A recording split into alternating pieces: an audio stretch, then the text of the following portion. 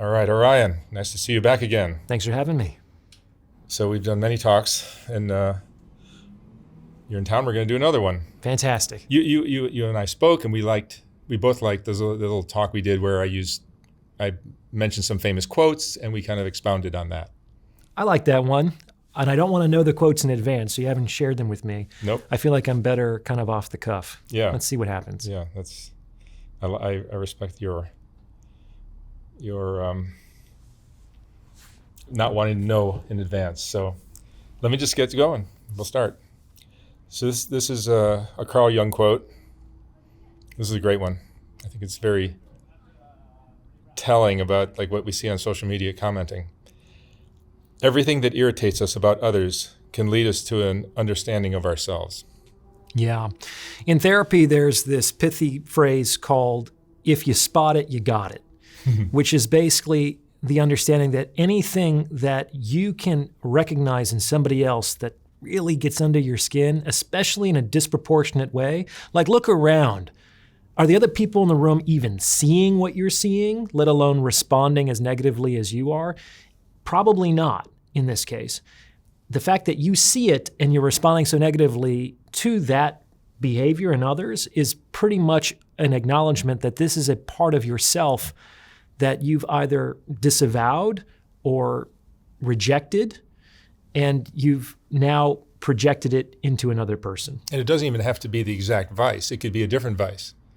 Like you see somebody who's fucked off the family money with gambling, and you might be doing it with your car collection or whatever.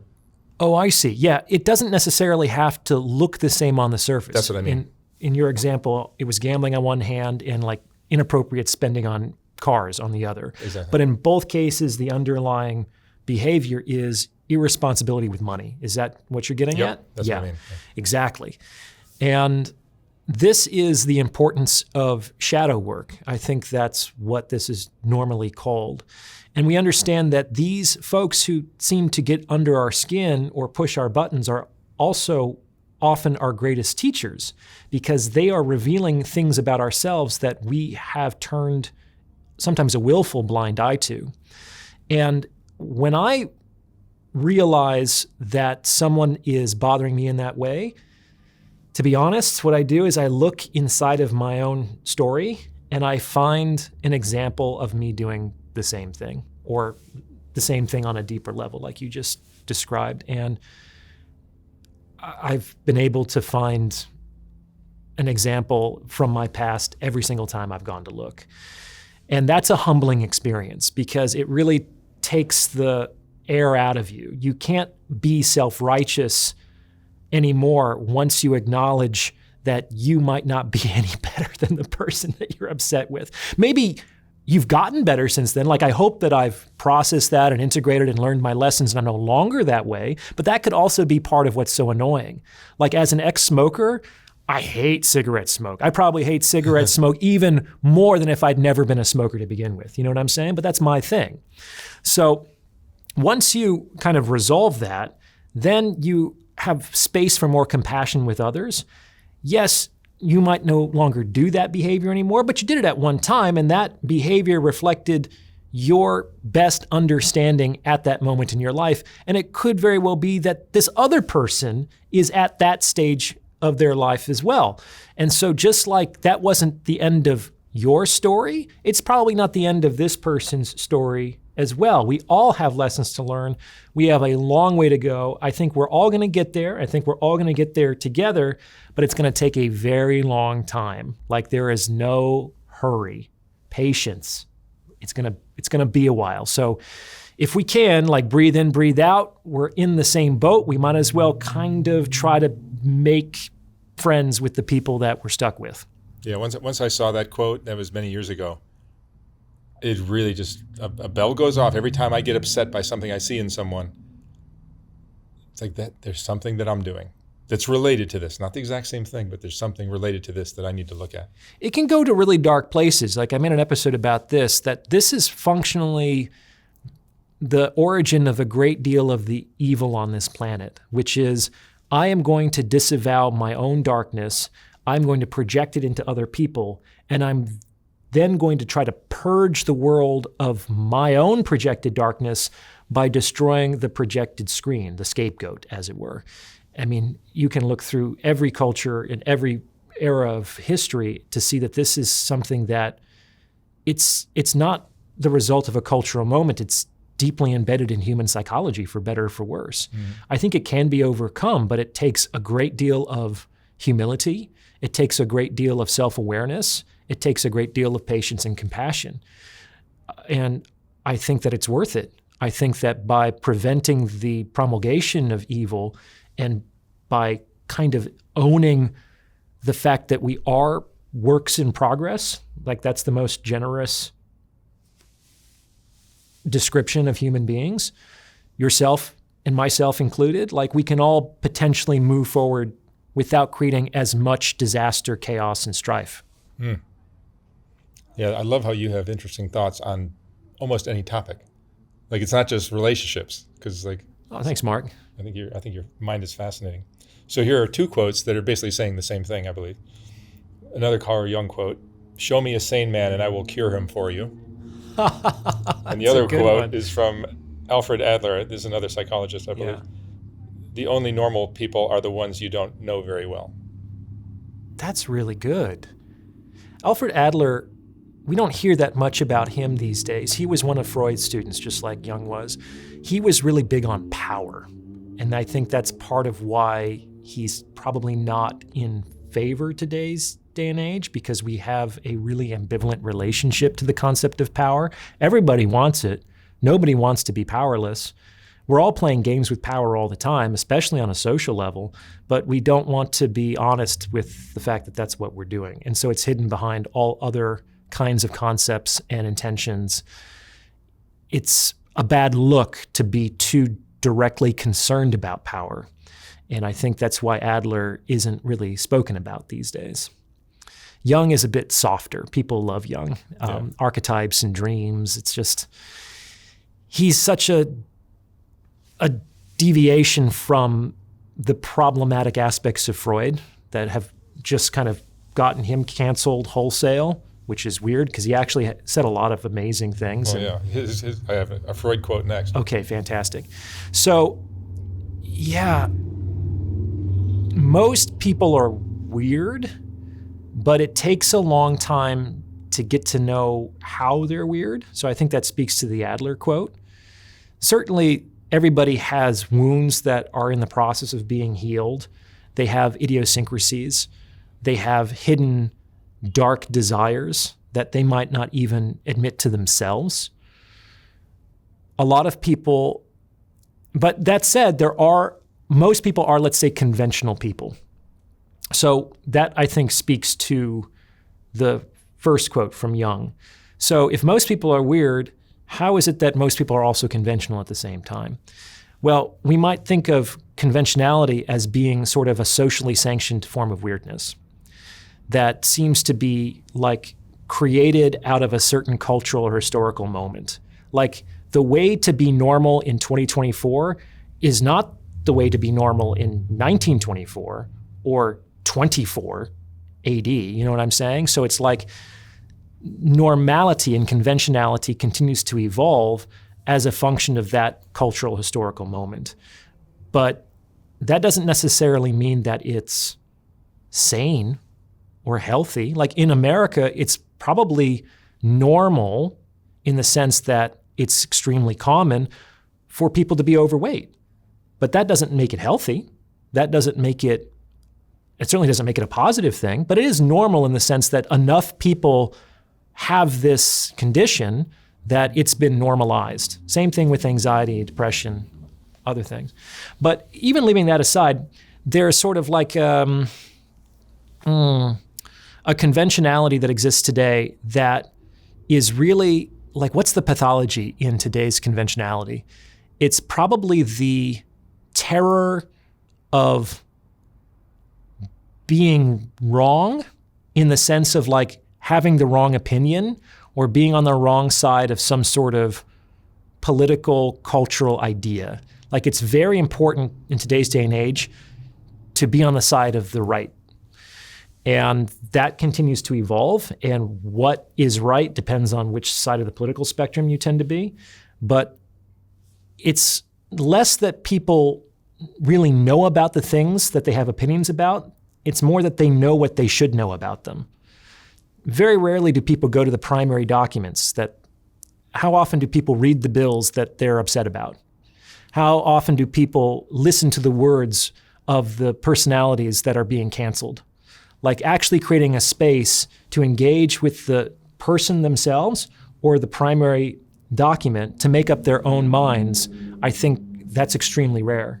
That takes time, it takes patience, it takes some ability to understand statistics or legal language, and that is like learning a second language. But I think the issue is that people more today uncritically try to just convey and express that they have the right attitudes towards the right things, even though they may not really understand those things very deeply. And I think that's a form of nuttiness on some level. But it's completely conventional in the sense that no one is going to think that that is strange. That's the best I can do with that. Yeah, everyone's trying to be normal.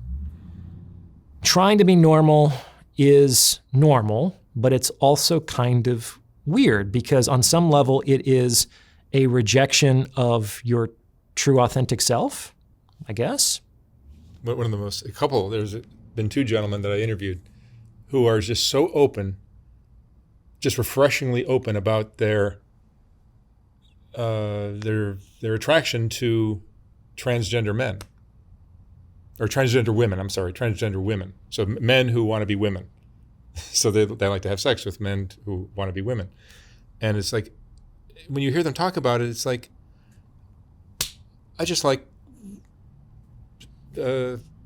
Mongolian food. Like, no big deal. It's like, that sounds great. It sounds fun, actually. It's kind of the way they talk about it, it sounds almost interesting. I mean, it's very, regardless of how you feel about, all the other concepts that you just discussed, how refreshing is that somebody is able to unapologetically own that this is my preference. I'm not forcing it on anybody else. I'm not suggesting that everybody should do this. I'm not going to punish people who don't do this or to deviate from my preferences. But for me, this is top sirloin. Yeah, and it's like, I'm not into it, but his freedom seems so appealing. Yeah, I mean, that takes a lot of courage, especially to have such an open and frank sexual preference. It could even be the most vanilla sexual preference, to be open and honest and unapologetic about, it'd be about anything. Like if I were, as a straight man, if I were to just to come out and just say, I fucking love women. I love big titties. I like big asses. Yeah. It's like, I guarantee 2 billion men on the planet would be like, yeah, man, that's it. That's where it's at. But to come out as a straight man and say, I enjoy women sexually for these particular reasons is just, what are you doing? Oh, I'm out of control. Oh my gosh, I need to rein it in. The vast majority of them, right? Yeah. And yeah. You ready for another? Let's do it. This is our friend Sigmund Freud. If a man has been his mother's undisputed darling, he retains throughout life the triumphant feeling, the confidence in success, which not seldom brings actual success along with it. It's a quote about having a mother's love. Yeah. Yeah. I think I can go two ways on this one. I think that there is definitely some truth to what he said. I made an episode a long time ago about the fact that in general, a lot of our psychological hangups come from our relationships with our parents, our primary caregivers. And there does seem to be some differences between what we can call mommy issues and daddy issues. There's probably some Venn overlap, but they do seem to be somewhat differentiated. In my understanding, daddy issues are kind of the sense that I can't ever do enough. A lot of daddy issues seem to be associated with achievement and talent and ability and like revenge, in the sense that I am going to, like, fuck my old man. I'm going to do this so well that he can't not acknowledge me, and to finally earn the love that I never received from him, that I felt like I deserved when I was young. Mm-hmm. And so a lot of people with daddy issues, and that can be expressed differently in men and women, but in both genders, they tend to be very high achieving. They tend to be very driven, very ambitious, and they can sacrifice their real needs and authenticity in the service of having that recognition from other people. Certainly with women, they can use men as surrogates for that fatherly attention and acknowledgement that they didn't receive when they were younger. Now, mommy issues, I think, are a little bit deeper, in the sense that I think that if you don't receive the kind of love and recognition from your mother, it's not so much that you don't do enough. It's like you are bad. Like you are a bad human being. Like you are unlovable. For better or for worse, mothers and fathers tend to do different things, like in an ideal situation. I think ideally, mothers more or less love their children unconditionally. And when mothers are good, that's like that, no matter what you do, you'll always be my baby. And I love you no matter what, and I'm so proud of you. Fathers are like, on some level, they represent the larger world. And they have to look at the children's behavior a little bit more critically. I think they're looking at it a bit more objectively, which is like, yeah, your mom might love that drawing, but it actually is kind of shitty, and maybe you need to work on your form, which is probably true. Like, the little kid scribbling isn't going to make it to the tape. So I think you kind of need both. If you just have the mother's unconditional love, you can almost become like so wrapped in this, I'm so great, I can do no wrong, and I'm entitled to everyone's kind of approval and love. And if you only have the father, then you could be so focused on achievement that you sacrifice everything in the service of that. Like you see that in some famous athletes' stories. I think Tiger Woods had a very problematic relationship with his father, for example. Andre Agassi, perhaps. Several athletes. But there's something to that. Like it could be that never receiving that kind of acknowledgement from their father is what drove them to almost superhuman heights with respect to their abilities. And if they actually got it, they might have settled and been satisfied at a lower level. So on some level it was adaptive, but I'm sure from an emotional, psychological perspective, it came at a heavy cost, okay? So I think ideally you have both. You have the father who's sort of preparing you for launching into the outside world where people do make judgments on quality. People do prioritize certain things over others, like not everything is loved equally. And you have the mother that gives you sort of the strength and the courage to compete in that way in the open world. Because without the mother's love, what happens? Sometimes you get these super athletes who are driven to attain their father's recognition, but a lot of times they just look at the outside world, they see how competitive, they see how difficult it is, and they just despair of ever being able to succeed in that arena because they might not have the mother's love that tells them like, you know, you are good enough, you can do this, I believe in you. It can be very difficult to, as a young man in particular, to look out in the world and starting at the very bottom, have any reasonable hope that you will ever be successful whatsoever. It's very hard to break into anything. It's very hard to arrive in the top 10%. It's extremely extraordinary to arrive in the top 1% of anything.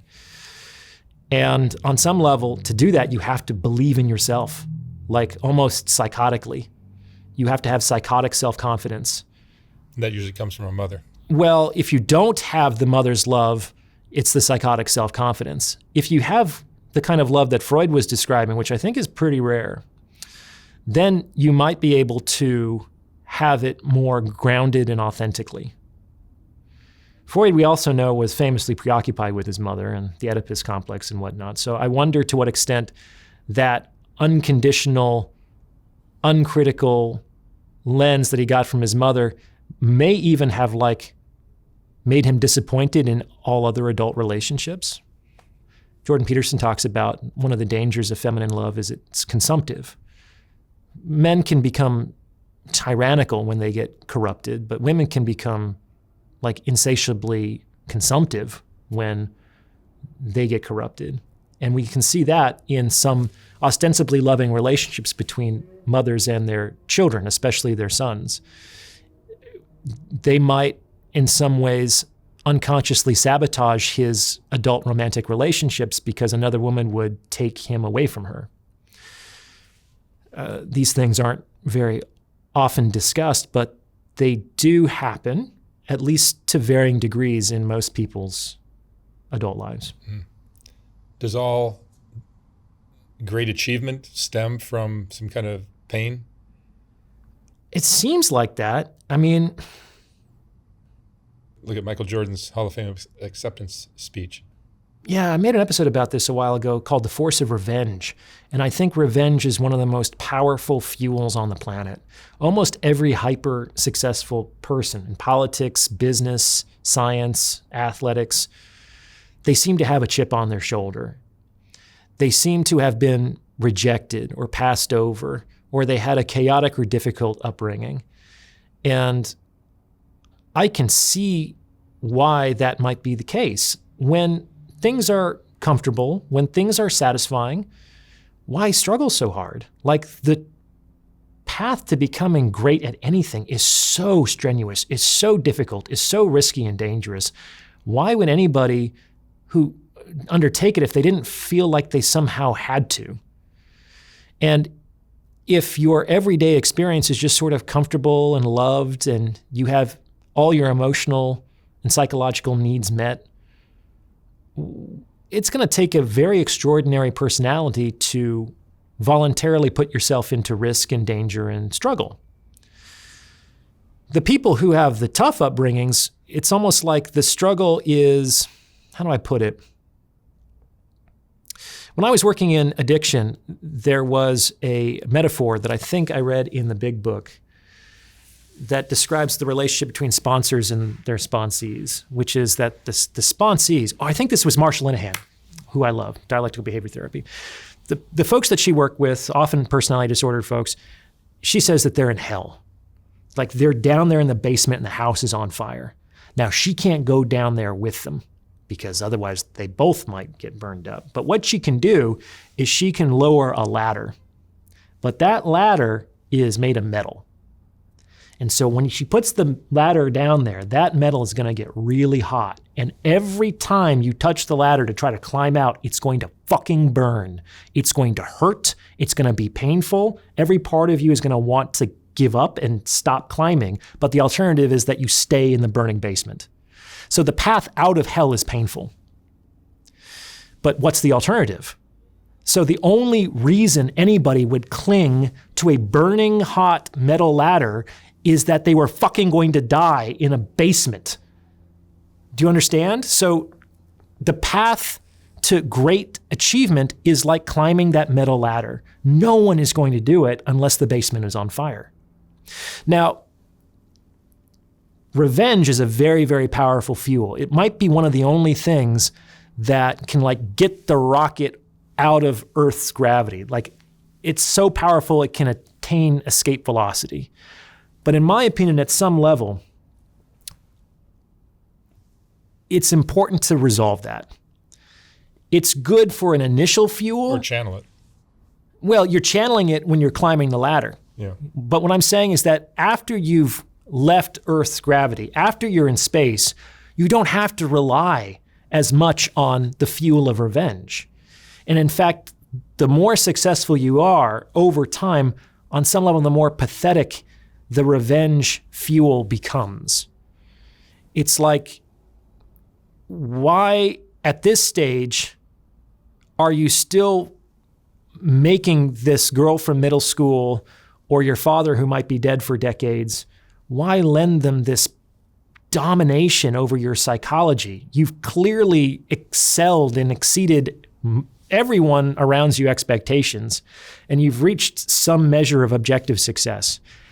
Find something that's more grounded and like sustainable to drive you forward, and let go and resolve the revenge. In fact, fucking thank those people, because without them, you might just be in a smoldering basement, you know? So those folks might have given you your greatest gifts, the pain that motivated you to climb the mental ladder. Yeah, it's interesting. This is a quote by Peter Levine. I think he's a psychologist as well. The paradox of trauma is that it has both the power to destroy and the power to transform and resurrect. Yeah, it's kind of what I was talking about. Yeah. So there's this great line in William Golding's Free Fall, which I think won the Nobel Prize in Literature back in the day. And the line is, "This is how the scar becomes a star." And I think that is the ultimate potential of everything that we might call a traumatic experience, is that it breaks us, it wounds us, it burns us, it harms us. But in the process of healing, that pain can become a source of great benefit to yourself and to others. This, again, going back to addiction, is part of why some people enshrine the memory of their bottom, like that moment where they hit rock bottom, in their memory. Sometimes you have sponsors who have been clean for 30 years, they think about their bottom every day. And they're so grateful that they finally overdosed, that their family finally threw them out, that they were finally arrested, because that was the moment when they decided to stop digging. And that doesn't mean their life instantaneously got better, but it meant from that point forward, it didn't get fucking worse, right? Bottom is when you stop digging. It's not an objective depth. And now their life, all these years later, is so good that they can be profoundly grateful for that extremely painful experience that had to be sufficiently painful to cause them to stop their self-destructive behavior. Okay? And not only that pain has helped them eventually attain a life of stability and happiness and fulfillment, but they can now help other people out of that situation. Can you imagine? That's why, as a sponsor, you have to have gone through the program. You have to be a recovering alcoholic. You have to be sober. Can you imagine if you came in for help for an addiction and the person helping you had never even had a drink, and they were just sort of like reading interventions out of a textbook? Like, how insulting would that be?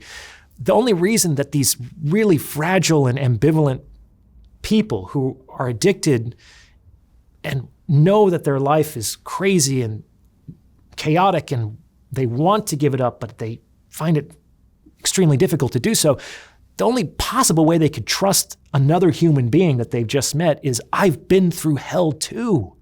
Like, I know what that's like. I see myself in you. You are me 30 years ago. I know what hell is, man. I've done all kinds of shameful, disgraceful, regrettable things in my active addiction. And there's a way fucking out. There's a way out of that hell. So, and a person who not only can use his pain, his trauma, his scar to heal and attain a life that's worth living, and can therefore bring that gift to other people, that is one of the most meaningful lives I think a human being can live. And that's how the scar becomes a star. It's a source of guidance. It's a light by which you can lead other people, not didactically, but through the force of your personality and your lived experience. Another Carl Jung quote. A particularly beautiful woman is a source of terror. As a rule, a beautiful woman is a terrible disappointment. Oh, wow. That's a 1-2 punch, Carl. Attractive women are terrifying. Yeah, absolutely. I made an episode about why... But he also says they're a disappointment.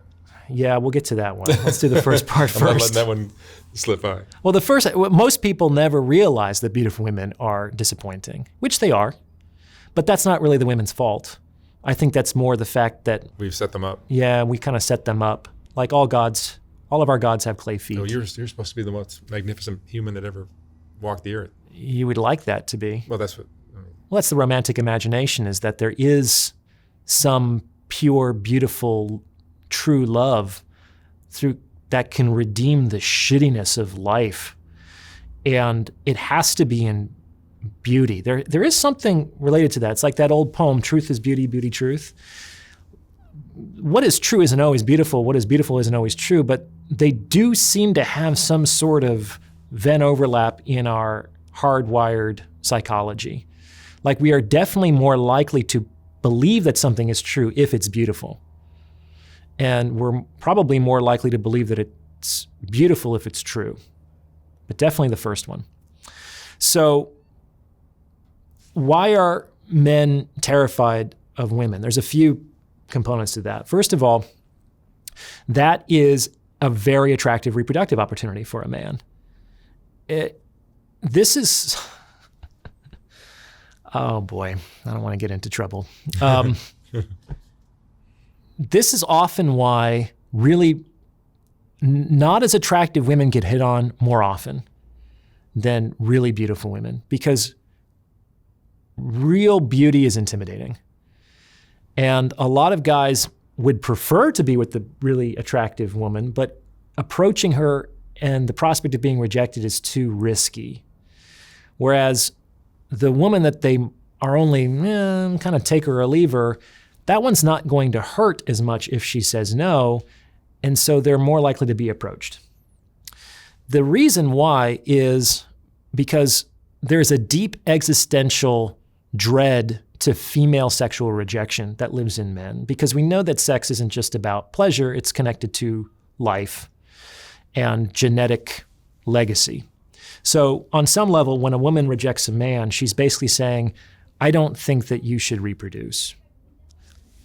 I've seen what you got. We've had enough of that. Like, this is where your line should end, and I'm certainly not going to be part of the problem. If some other woman thinks that you can continue, that she can take responsibility for that, but we've had enough of that, which is pretty harsh, It's you very know? harsh. So very few women, I think, would ever say that. That would be unwise to say to a man, but I think that's something of the evolutionary undertone. And that is why female rejection is terrifying. And the more attractive the reproductive opportunity is, the more terrifying that rejection becomes. That said, it's actually more frustrating for men to get rejected by less attractive women. If a guy actually screws up his courage and approaches the smoke show at the bar and she says, oh, I'm sorry, I have a boyfriend, that guy's probably just going to be proud that he shot his shot. You know what I'm saying? He'd be like, oh, of course she's got a boyfriend. She's probably got like 12. No harm, no foul. You always feel better after trying. Exactly. But, if a guy goes up to a 6 at a bar because it's getting near closing time and she's like, oh, no, not interested, not my type, the guy's going to think, I was doing you a favor, sweetheart, and you're turning me down? Oh, now it's like, that's rough. So it can be scarier to approach more attractive women psychologically, but when they turn you down, which is definitely the more likely outcome, no matter who you are, the most likely outcome is the woman's going to say no. It's going to hurt less if she's more attractive. Something to keep in mind. Okay, so the second part is that these beautiful women are terrible disappointments, right? Yeah, well, all people are disappointing. That was one of my first episodes. I think it was like the 3rd episode. People are disappointing, because they are. We're all human. We all have our foibles and our flaws. People are selfish. People are lazy. Some people will drink too much. Some people will snore in their sleep. Some people will forget your birthday. Some people will, et cetera, et cetera, et cetera. And I'm probably one of those people. You're probably one of those people. It's like, that's just who we are. Human beings are fundamentally disappointing. And why are they disappointing? Because on some level, we have a conception of what they could be. And this is one of the traps of the mind, is it can consider ideal concepts that you've never actually seen, you've never actually experienced, but your mind can produce an ideal archetype to torture you for the rest of your life. Like it can think of an ideal woman, or an ideal marriage, or an ideal son, or an ideal pork chop, or whatever it is. And nothing that you will ever experience will satisfy relative to that construction. So one of the things that I learned to do maybe 10 years ago or so, which has been instrumental to my own happiness and contentment, is I've made a conscious effort to try to prefer the imperfection that exists to the perfection that doesn't.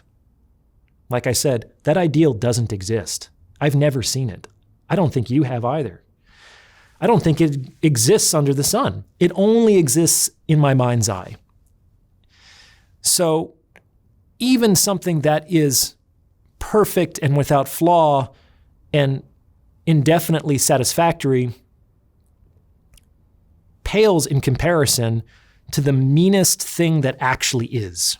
Like, I think that we need to bring more power back to what actually is and begin to have a little bit of suspicion around that which should be, or that what could be, which is potential. I feel like that often leads to disappointment. And absolutely, what is more disappointing than an incredibly beautiful woman? Because where else do men tend to hang their hopes? Money,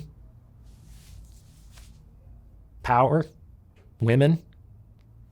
Like, that's it. Men are kind of simple. They're not.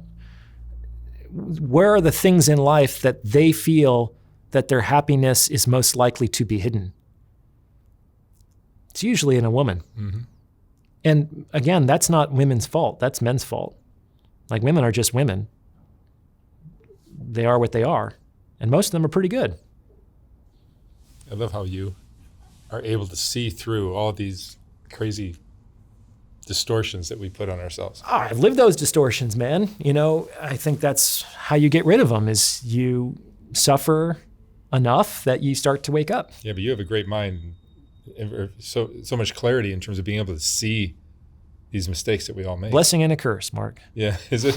Sure. More of a blessing. Yeah, I hope so.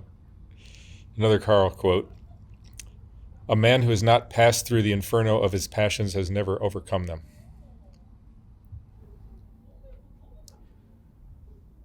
Well, that's certainly true.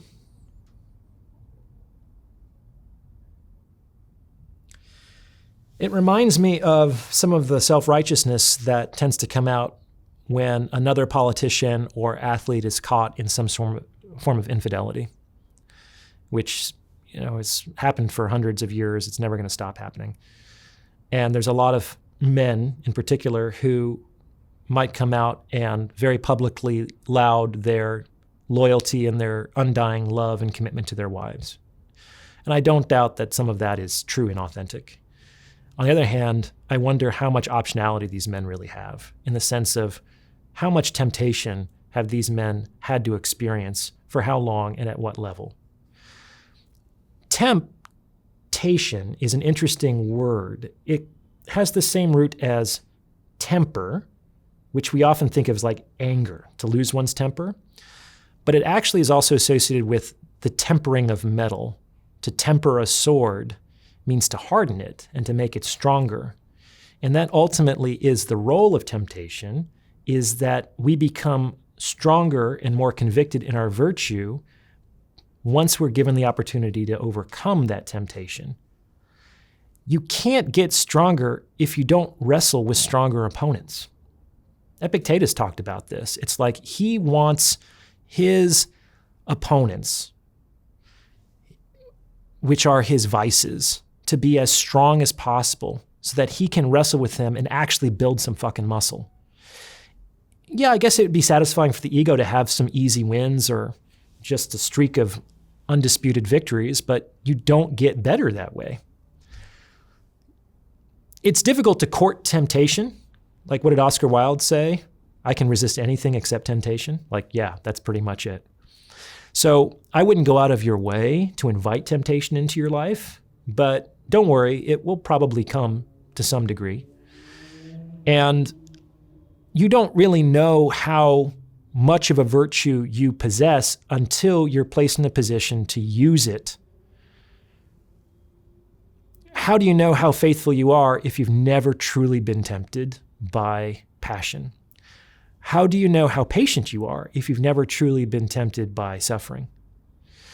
How resilient do you think that you are if you've never been tempted by loss? And I use temptation in the sense of like loss and passion. People don't usually think of those as temptations, but I think they are, in the sense that they are ephemeral experiences. You will, no matter what you lose, no matter what passion is inflamed inside of you, it will pass. And there's like a seductive element to all of those things. There's a seductive element to grief. There's a seductive element to passion. There's a seductive element to pain.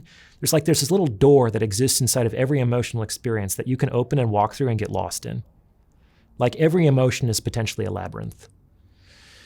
And people can get lost in anything. Anything. Like, that exists inside of emotion. It's like one of the undifferentiated components of emotion that's common to all varieties of emotion. And if you open that door, you can get lost in all kinds of things. And that's the temptation of these experiences, is that you lose your center, you lose yourself, and you fall into that experience. And the way to resist it is through the complementary virtue. Most people know about the 7 deadly sins, right? Did you know that there's the 7 lively virtues? Yeah, most people don't know about that shit, which is crazy because they're great. So these sins are deadly in the sense that, well, I guess from a high spiritual perspective, it leads to spiritual damnation, you could call it. But we can also say on a very human and practical level that when these sins are allowed to blossom, they lead to suffering and death. Like gluttony. You give into that too much, you're going to become obese and have a heart attack. Your life is going to be full of suffering, and you will have chronic disease, and you're more likely to die. You give in to sloth. Okay, now you're weak. You aren't taking care of yourself. Maybe you've lost your job. You're suffering. You've given into laziness and comfort. Like, that doesn't lead anywhere good. Do you understand?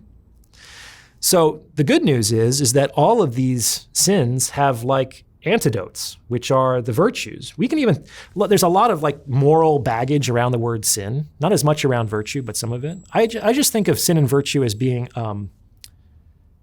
like spiritual habits. And if that habit is negative and associated with suffering and pain, then it's a sin or a vice. And if it's a spiritual habit that's associated with growth and resilience, we call it a virtue. So, like, for example, there's the sin of lust, and then there's the virtue of temperance.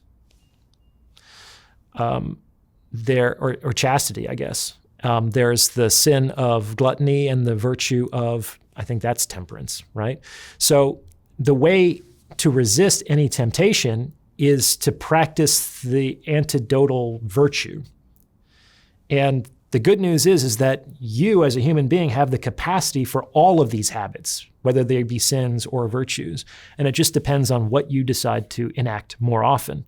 Because like I said, these are not things, they're like habits. Sin, vice, virtue, they're spiritual habits. And habits are what you do repeatedly. And on some level, you're more likely to do these things repeatedly if you're tempted. And without that temptation, you might not have the necessity to practice. That's why it exists. Carl Jung, yet again. Man needs difficulties. They are necessary for health. That's exactly what I was talking about. Same thing. Man's task is to become conscious of the contents that press upward from the unconscious. Again, Jung. Well, that reminds me of probably one of his more famous quotes, which I'll summarize, is that until you deeply understand your own unconscious, it will direct your life and you'll call it fate.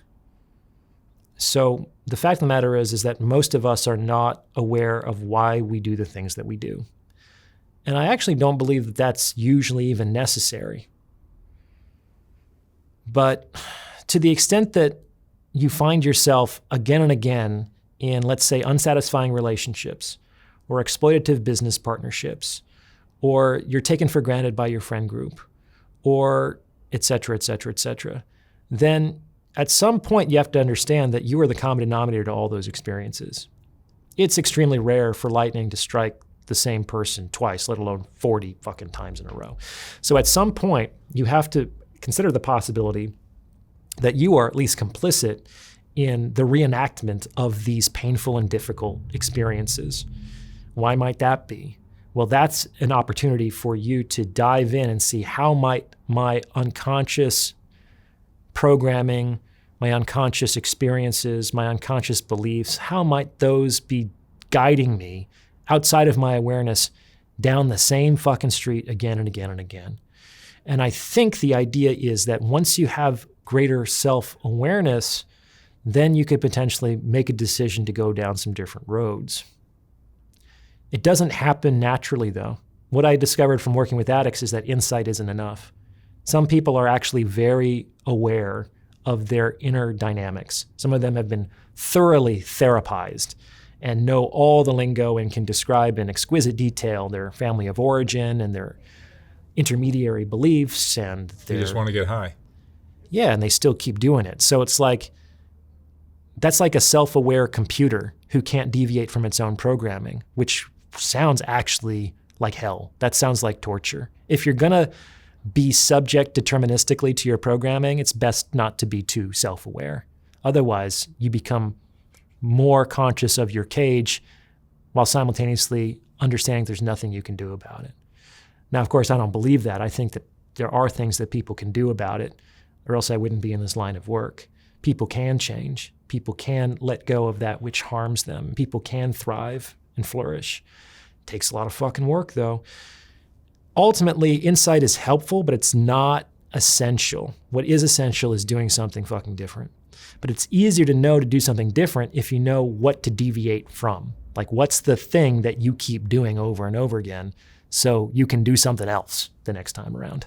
What percentage of your clients actually make serious change happen in their lives? I would say most of them. Really? Yeah. Yeah, man. Like, the reason why I started PsycHacks is after 6 or 7 years in private practice, I was seeing the folks I was working with do so much better. I mean, sometimes it's not a linear trajectory that's always up and to the right. We could say that their lives were trending better and there were setbacks and relapses and whatnot. But on the whole, yeah, they were doing good, man. They still are doing good. And I don't think that they were truly unique or anomalous cases. And so that's why I thought, hey, if these sorts of things worked for these guys, maybe they'll work for the other guys that are out there. That's why I started the platform. I'll ask you a couple of questions about love just to address the people who think you're anti-love or stone cold-hearted, no heart, red pill bastard. This is from Eric Fromm. Immature love says, I love you because I need you. Mature love says, I need you because I love you.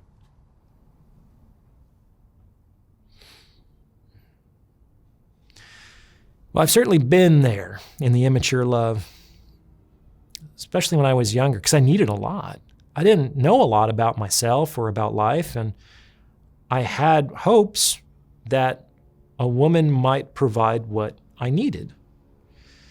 And I think that both men and women can use words or the idea of love to get their needs met. Like, it's a means to an end. Some people use money. Some people use what we might call immature love to make the distinction from the pure mature love. Let's put it that way. What's interesting is that the more you need someone, the less what love you do exchange can be purely unconditional or non-transactional. it's difficult to separate the love from the need.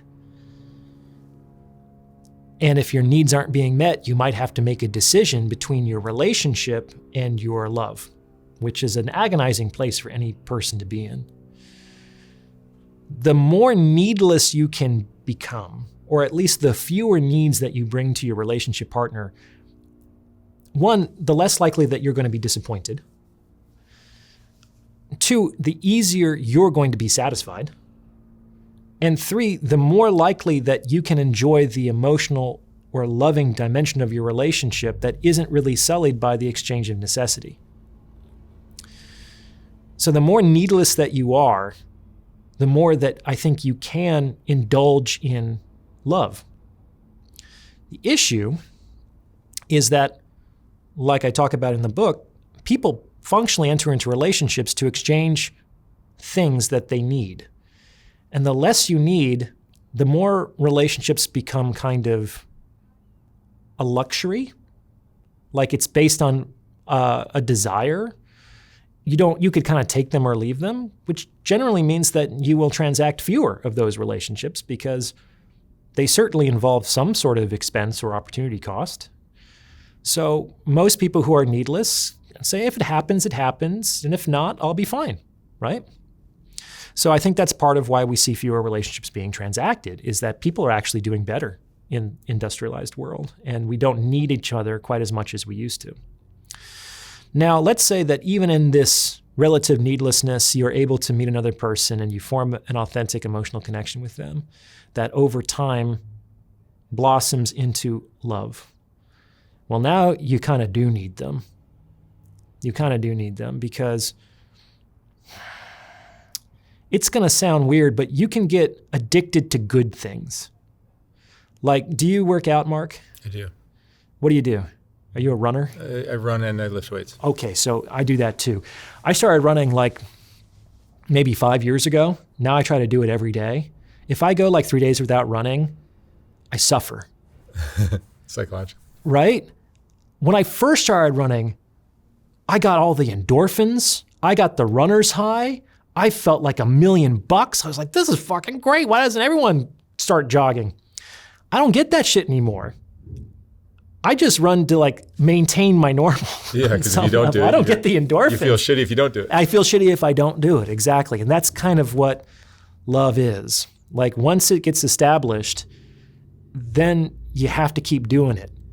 It might not feel as awesome and transcendent as it did when you first felt it, but it's going to hurt if you don't get it. If you don't get it, you're going to miss your person. It's going to be painful. But that's a good addiction. Like running is a good addiction, in my opinion. Love is a good addiction too, but it is kind of an addiction. And you have to set yourself up for the expectation that over time, the real felt positives will become more tempered, and you'll have to just kind of invest a lot for maintenance. But if your life is good, great. Most of it is maintenance. Just like my car in the shop, dude. It's like you want to do the maintenance before things break down. And if you focus on doing maintenance, things should never break down. That's a good life. That might be as good as it gets. One last quote. Okay. From Carl Menninger. Again, I think he's a psychologist. Yeah. Love cures people, both the ones who give it and the ones who receive it.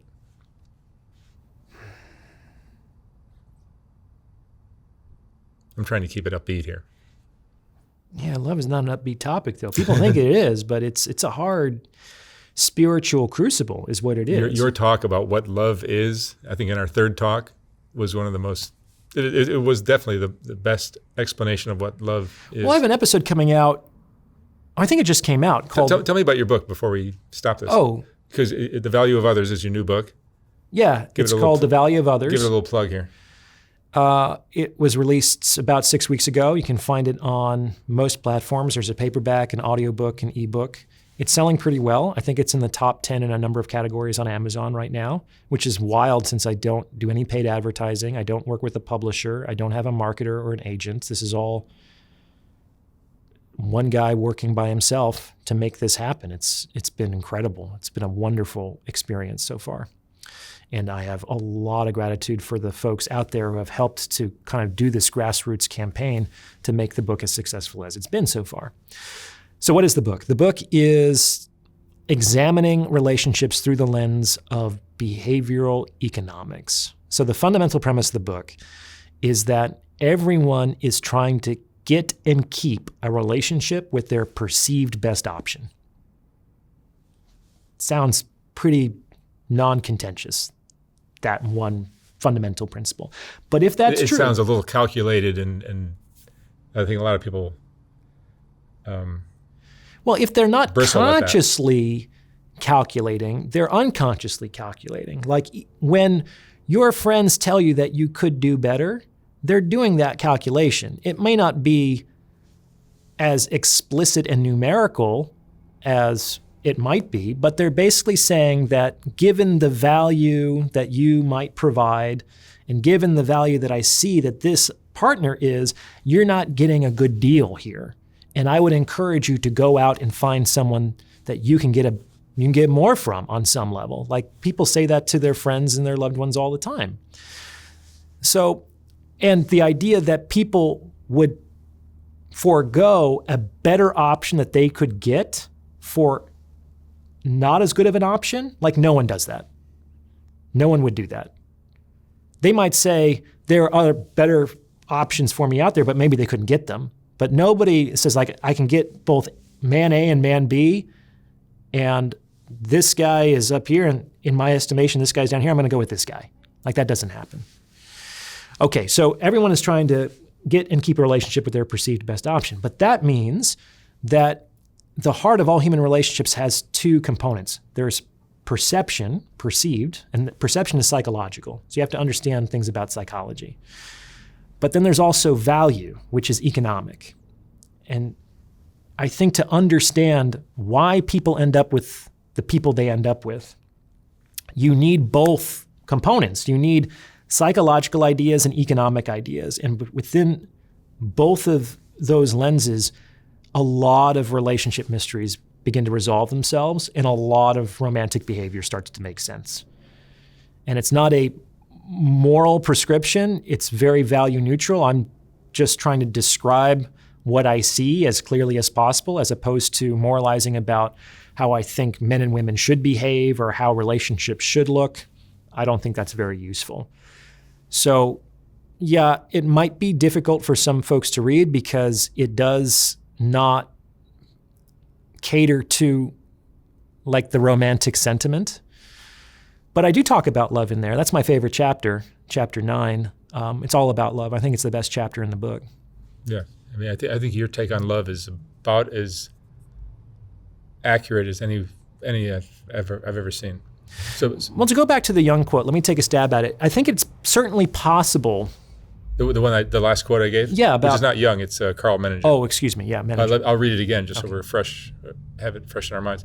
Love cures people, both the ones who give it and the ones who receive it. Yeah. Which kind of is a little bit on this topic, which I love, which is it better to love or be loved? Well, both have the potential. So I think in general, it's better. I think it's better to love. Yeah. More people are likely to be saved if they love than if they are loved. But there are traps to both of them. They're like those little doors that can lead to the labyrinths that I was describing earlier. With respect to being the lover, the one who loves, the trap is that you become bitter, cynical, and heartbroken. Because you think, after all I gave, after all I did, after all of my love and all of my patience and loyalty, this is how I was repaid. And if you want to turn someone into a villain, you should punish them for doing something right. And that's how a lot of these people feel who were good, loyal, sincere lovers. But if they can just sort of gently avoid that, the door that leads to that labyrinth, then they might be able to come out the other side, which is, I'm so grateful that for the time that I shared with this person, I'm proud of how I showed up, that my capacity to love has taught me that I have so much to give. It's taught me how to be patient. It's taught me how to sacrifice. It's taught me discipline. It's taught me selflessness. And all of those things are spiritual virtues. It will turn you into a better human being if you can avoid the door to that labyrinth, which is the cold, broken-hearted cynicism after all I've done. It's also possible to be saved by being loved, but I think that's rarer, because the trap door to that side is that, oh, I just deserve it. Well, of course you'd love me. I'm great. A lot of people sometimes feel entitled to the love and the affection and the service that they receive. And if they don't, sometimes they don't even know what to do with it. Like some people, it's hard enough for them to accept a compliment, let alone sincere, loyal love from another person. It can make them very uncomfortable to be related to in that way. So there are a few different traps to being loved, but it is possible to be saved, because it reminds me of Les Mis, which is one of my favorite musicals of all time. And that's really what saved Jean Valjean, is that he was taken in by that bishop, and in the night he steals the candlesticks and makes off with them after the bishop took him in and fed him and gave him a place to stay when no one else would. And he was rounded up by the cops and dragged back in front of the bishop. And Valjean was certainly expecting the bishop to say, yeah, this, after all I did for you, you stole from me? Like, take this guy away, book him. But instead, the bishop gives him another gift of a candlestick and says that, oh no, those were gifts and you forgot this as well. And that kindness and that mercy is what saved Valjean's life. It created such an incongruity inside of him because he had never been treated with mercy and tenderness before. He didn't think that it was possible. And for whatever reason, the bishop was able to reach inside and touch a part of him, a pang in his heart that motivated him to let go of his selfishness and his callousness. But that's very rare. Kindness and love has so much more potential for creating change than hate and judgment. Well, certainly. I don't think... I mean, I see all the hate and judgment sometimes on social media. I'm like, what are you hoping to achieve? Yeah, it's weird. I've heard someone say, to go back to a question we talked about earlier, that the best revenge is success. Yeah. I think there's some truth to it. But I think a better revenge is forgiveness. Oh, for sure. That's what I got for you, Mark. Shall we close it out on that? That sounds good. That's a beautiful way to end it. Orion, great seeing you again. Thanks for having me. I love your journey. Thanks, man. Thank you. Even though Soft White Underbelly consists of a lot of videos, it's really still a photography project to me. And if you appreciate the photography, sometimes it's difficult to enjoy it when it's scrolling down the screen, which is the only option I had in this horizontal format on YouTube. So last year we came out with the first Soft White Underbelly book, which is a collection of the best portraits from the thousands of interviews I've done. Each portrait in this book is accompanied by an interesting quote from the person's interview. Oh my God. There's more. Wow. These aren't as bad as I thought. I look like a witch.